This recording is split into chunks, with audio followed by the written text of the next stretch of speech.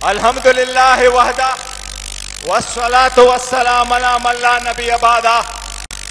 मेरे लाहौर के और पाकिस्तान के हर कोने से आए हुए इमरान खान साहब के जुनून, इस 10 घंटे के नोटिस पे एक इतने बड़े इज्तिमा को मुनाकद करने पे आपको सलाम पेश करता हूं।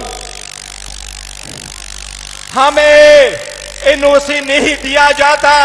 जब एनओसी मांगे तो एनओसी से अमेरिकन वीजा जल्दी और आसानी से मिलता है, बजाय उसके कि हमें एनओसी मिले। इनका मकसद ये कि खान के जियाले जाहिर न हो, लेकिन ये भूल चुके हैं खान के अवाम, पाकिस्तान के अवाम रोडों पर है। पाकिस्तान की अवाम अब जमहूरियत के सिवा कुछ कबूल नहीं करेगी। इंशाअल्लाह हम आजाद अदलिया के लिए कोशिश करेंगे। हम बताना चाह रहे पाकिस्तान में जमहूरियत के सिवा कुछ नहीं चलेगा। हम ये कहे कि एक दूसरे के रास्ते बहुत बंद किए, अब मजीद रास्ते बंद ना करो, रास्ता निकालो।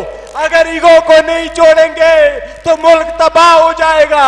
अवाम को अवाम से नहीं लड़ाना, इदारे को इदारे से नहीं लड़ाना।